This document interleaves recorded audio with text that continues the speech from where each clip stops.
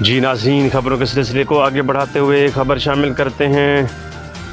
ہنگو سے صالح دین کی بتائی ہوئی تفصیلات کے مطابق ایک طرف صوبائی وزیر صحت تیمور سلیم جھگڑا کا دورہ ہنگو، دوسری جانب علاقہ عوام کا بلیا مینا میں صحت کی سہولیات اور بی ایچ یو کی بحالی کے لیے احتجاجی مظاہرہ۔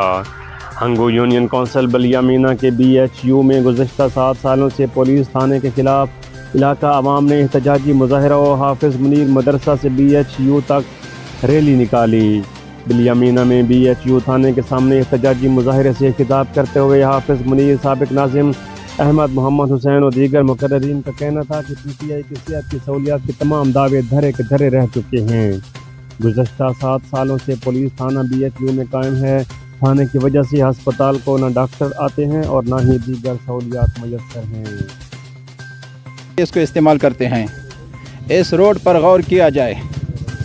تیسرا مطالبہ یہ ہے کہ ہمارا تھانہ ہمارے اسپتال میں واقع ہے، اس وجہ سے ہمارے بوڑھوں کو، عورتوں کو، بچوں کو، سب کو تکلیف ہے، علاج معالجہ کوئی نہیں ہے۔ تو ہمارا یہ مطالبہ ہے کہ ہمارا اسپتال خالی کیا جائے، تانے کا اپنا انتظام کیا جائے، اور ہماری قوم نے تانے کے لیے جگہ بھی دیا ہے، تو اس کے لیے اس جگہ میں تانے کا جو پروگرام ہے، اس کا جو تعمیر ہے وہ کیا جائے، اور جلد از جلد ہمارا اسپتال خالی کیا جائے۔